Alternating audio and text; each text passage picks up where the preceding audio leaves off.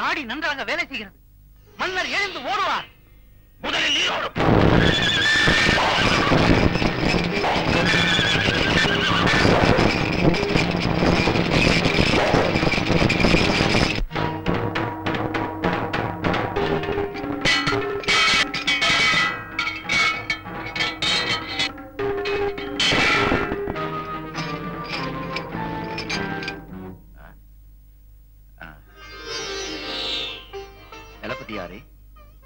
என்ன நடந்தது? கனையை தின்ற நான் எப்படி மயக்கமடைந்தேன்? இந்நாட்டு அரியாசனத்தில் அமர வேண்டும் என்ற ஆசையில் உமக்கு விஷக்கணியை கொடுத்து கொலை செய்ய முயன்றவன் நான் தான். அழியை நாராயணன் மீது போட்டேன். துரோகி! நீர் பிழைக்க மாட்டீர் என்று நினைத்தேன். பைத்தியன் உம்மை காப்பாற்றி விட்டார். கிழட்டு மன்னரே, நான் மணிமுடி தரிக்க வேண்டும். அதற்காக நீர் இப்போதே மரணமடைய வேண்டும். வஞ்சகனே, நீ மன்னரை கொல்ல நான் அனுமதிக்க மாட்டேன்.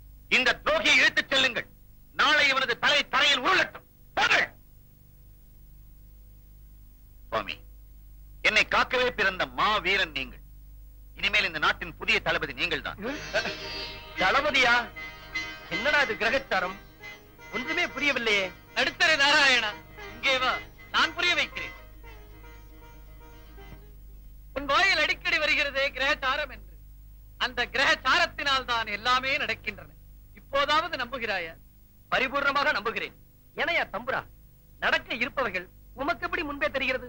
நீ நினைப்பது போல் நான் நாடக நடிகன் அல்ல. நான் மகனின் குமாரன் நாரதன்.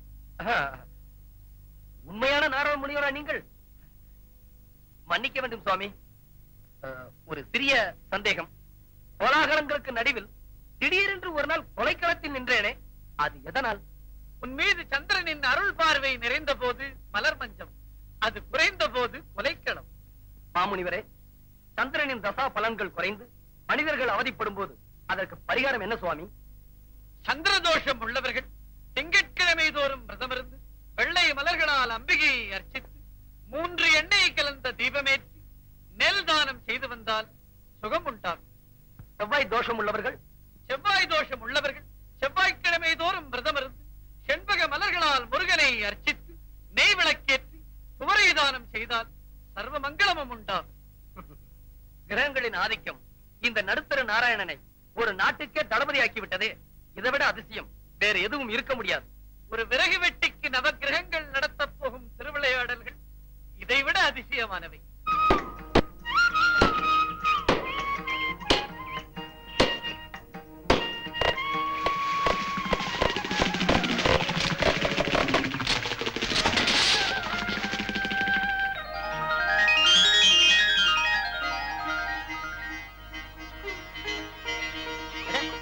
என்னது வார்த்தைகளில வர்ணவனமா மின்னுது?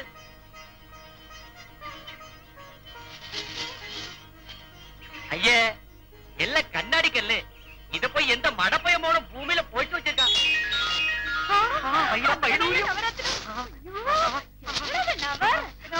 கண்டுபிடிச்சேன். சப்தரிஷி நாடியில சொன்ன ஆளு இவரேதான். அல்பா இந்தா அத்தனை அள்ளி மூட்டை கட்டி இவர் கையில கொடு. ஏனுங்க நீங்க கண்ணாடிகளை ஏண்டி கட்டி கொடுக்க சொல்றீங்க? கண்ணாடிக்கல்ல நவரத்னம். நவரத்னமா? எங்க வீட்டோட தக்கரத்னம் தான் இருக்கா. அது யாருக்கு நவரத்னம்? என்னங்க அவனுக்கு தான் இதோட அருமை தெரியலையே, நாமளே எடுத்துக்கிட்டா என்ன? மூச்சி மூதியின் கணக்குல பேசாத. இது எல்லாத்தையும் அனுபவிக்க அவனுக்கு தான் விதி இருக்கு. நம்மது நினைச்சு தொட்டோம் கல்லெல்லாம் கரியாயிடும். அப்போ அவனை வச்சு நம்ம பெரிய ஆளாக போறோம் இல்ல? அப்படித்தானே சப்தரிஷி சொல்றாரு. ஜோதிட மாத்தாண்ட, ஜோதிட பூஷண, ஜோதிட சிரோமணி, நாடி ஜோதிட நாடி முத்துன்னா இந்த வட்டாரத்திலே பிரசித்தம். கேள்விப்பட்டிருப்பீங்களே? இல்லையே, இப்ப பட போறீங்க. இவ மூச்சு ஜோதிட முத்தம்மா. வீட்டுல எனக்கு சம்சாரம், வெளியில என்னுடைய மூச்சுங்களா? ஆமானுங்க. சேர்மானத்துல உங்க பாக்கி எனக்கு ஒட்டிக்கிச்சு. எங்களுக்கு எப்போ நல்ல காலம் வரும்னு நான் சப்தரிஷியோட பேசிக்கிட்டு இருந்தப்போ எவன் ஒருத்தன் நவரத்தன கல்ல வெறும் கண்ணாடி கல்லு நினைக்கிறானோ, அப்பேற்பட்ட மாங்கா மடையரை சந்திக்கும் போது அவர் மூலமா நல்ல காலம் வரும்னு சொல்லி விட்டாருங்க. அதே மாதிரி மாங்கா மடையரை ஏடுங்க, என் பேர் மாங்கா மடையிலைங்க, மாயாண்டிங்க. இந்த வினாடியில இருந்து தாங்கள் விறகு வெட்டி மாயாண்டி இல்ல, கோடீஸ்வர பிரபு. பிறப்புங்களா? அது என்னங்க ஐயா, இன்னில இருந்து 20 வருஷம் வரைக்கும் ராஜாதி ராஜாக்களுக்கெல்லாம் கிடைக்காத பெரிய ராஜயோகம் தங்களுக்கு வரப்போகுது அப்படின்னு சப்தரிஷி சத்தியம் பண்ணி சொல்றார். என்னங்க அதிசயமா இருக்கு, ஆனா உண்மை. அதனாலதான் நவரத்ன புதையல் உங்களுக்கு இங்க கிடைச்சிருக்கு. இதுல இருந்து ஒரு கல் எடுத்து வித்தா ஊரையே விலைக்கு வாங்கலாம். அப்படியா? அப்ப வாங்க சீக்கிரம் ஊரை விலைக்கு வாங்கலாம். ஐயோ, ஊர் என்னங்க, இந்த நாடே உங்களுக்கு சொந்தமா போகுது. இப்ப நாம நேரா ராஜா கிட்ட போறோம். இதுல இருந்து ஒரு கல்லை எடுத்து நீட்டினா அவர் ஆணு வாய பழப்பார். இவ்வளவு அசிங்கமா? 2 கல்ல நீட்டினா அவர் அப்படியே அசைவார். 3 கல்ல நீட்டினா ராஜ்யத்தை எடுத்து அப்படியே உங்க கையில கொடுத்துருவார். ஏனுங்க ராசகிட்ட எனக்கு கோர்வையா பேச வராதுங்க. கோர்வையா நான் பேசிக்கிறேன். கோர்வையை போட்டுக்கிட்டு நீங்க சும்மா இருந்தா போதும். ராஜாவுக்கு எதிரில நான் கேட்கிற கேள்விகளுக்கெல்லாம் நீங்க அப்படின்னு தலையாட்டினா போதும். இன்னில இருந்து நீங்க மங்களபுரி இளவரசர் மகேந்திர பூபதி. ஏனுங்க இது என் பேருங்களா? ரொம்ப நல்லா இருக்குதுங்க. இனிமே நீங்க பேசப்படாது, நாங்க பேசுறோம். மகேந்திர பூபதி நீங்க தானே? நீங்க மாயாண்டி இல்லையே. புரிஞ்சுக்கிட்டாரு. பக்கி மகாராஜா வணக்கம். அரண்மனை ஜோதிடரா? பாருங்க என்ன உடையில் திடீர் மாறுதல். கிரகங்களுடைய பார்வை திடீரென்று என் மேல் விழுந்து விட்டது. அதனால் என் உடைகளும் மாறிவிட்டன. என்ன செய்தி? தங்களை காண மங்களபுரி இளவரசர் திருத்தாவுடன் வந்திருக்கிறார். மங்களபுரி இளவரசரா? உடனே அழைத்து வாருங்கள். இளவரசே, இது நமது அரண்மனை. அரண்மனை மாதிரி. வாருங்கள். மூச்சு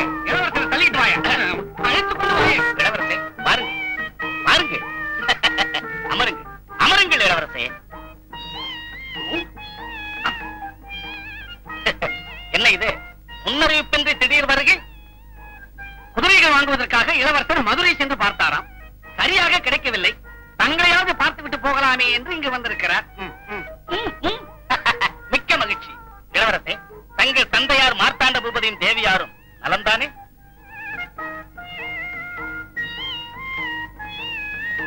மகாராஜா, மங்களபுரி மன்னர் தங்களுக்காக அன்பு பரிசு ஒன்றை அனுப்பி வைத்திருக்கிறார்.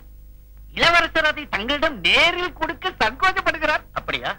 இளவரசே, நமக்குள் எதற்காக இந்த சம்பிரதாயங்கள்? கண்ணை பறிக்கும் நவரத்ன கற்கள். எந்த பளபளப்பு! அரசே, இந்த நவரத்ன கற்கள் உலகத்தில் வேறு எங்குமே காண முடியாத அபூர்வமான ரகத்தைச் சேர்ந்தது. இந்த ஒரு கல்லின் மதிப்புக்கு நமது அரண்மனை கூட ஈடாகாது.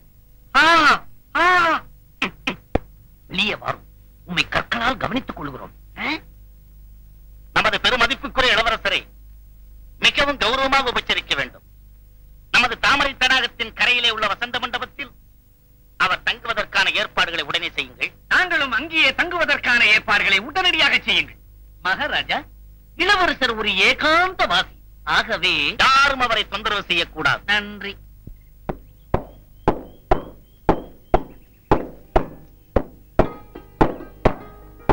ஏண்டி சுலக்ஷனா, ஏன் இப்படி அவசரமாக மரங்களை வெட்டுகிறார்கள்? மங்களபுரி இளவரசர் நவரத்தினங்களிலே புகழுபவராம், அழகை ஆராதிப்பவராம். அவரை மகிழ்விப்பதற்காகவே இந்த நந்தவனத்தை அழகுபடுத்தும்படி மன்னரின் உத்தரவு.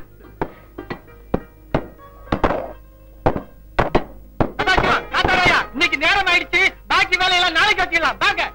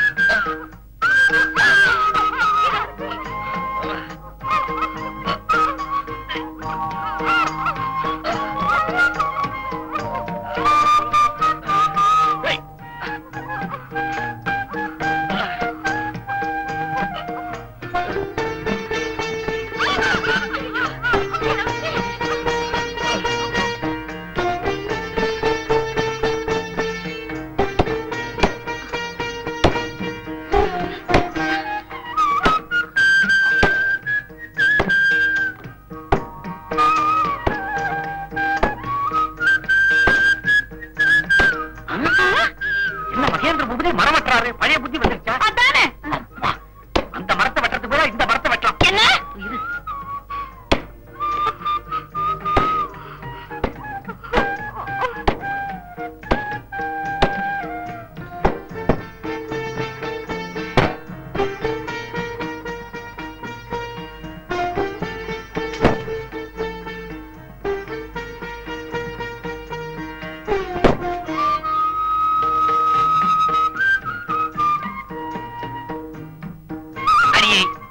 எப்படி யோகத்தை கக்கறான் பாத்தியா?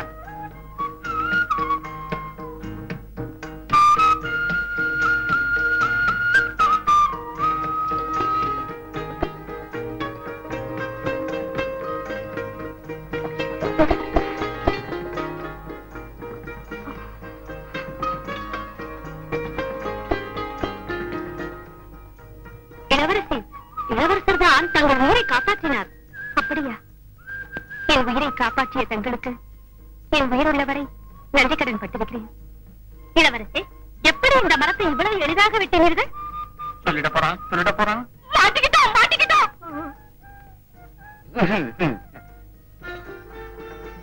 சகல படைக்கலங்களையும் பயன்படுத்தும் இளவரசருக்கு கோடரியும் ஒரு ஆயுதம் தானே?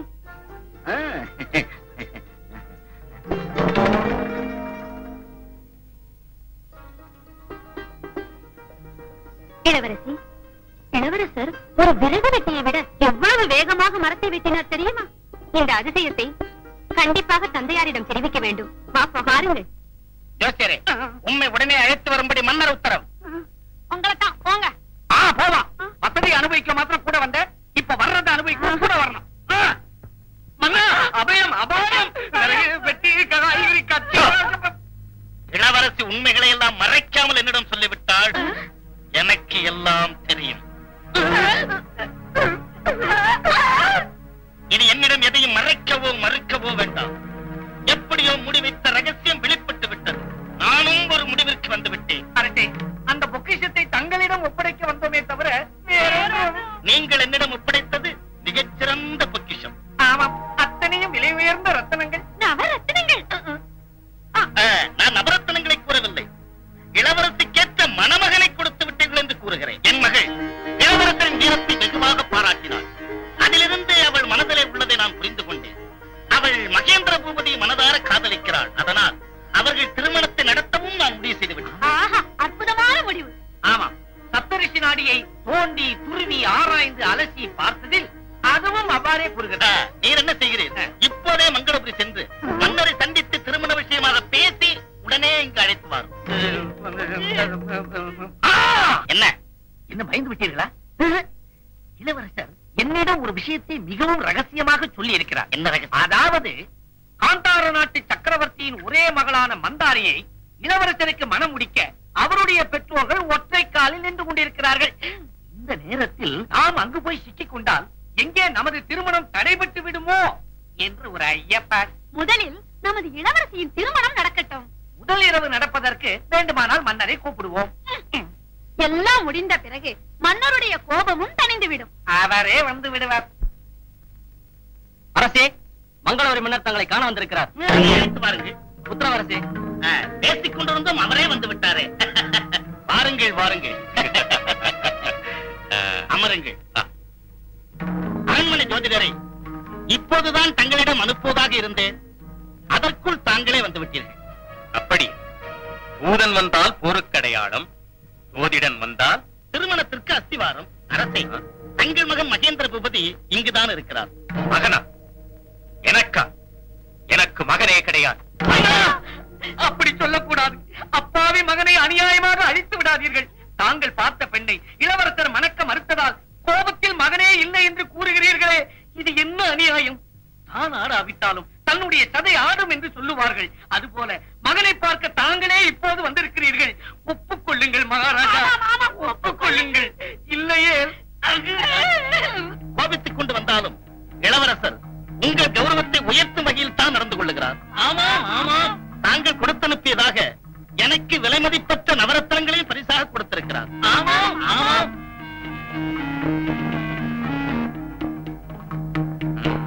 மெல்ல மெல்ல. அரசே, என் மகனை நான் இப்பொழுதே காண வேண்டும். அவன் எங்கிருக்கிறான்? வசந்த மண்டபத்தில் இருக்கிறார். ஓ. நீங்கள் களைப்பாரி விட்டு செல்லலாம். பாருங்கள் பாருங்கள்.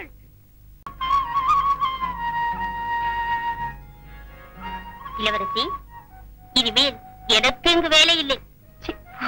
நான் வருகிறேன்.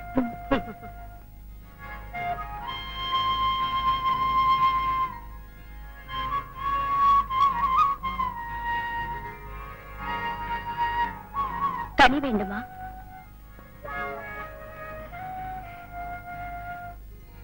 கண்ணன் சாறு வேண்டுமா?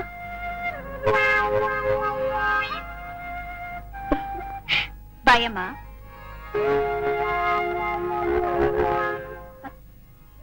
என்னிடவா?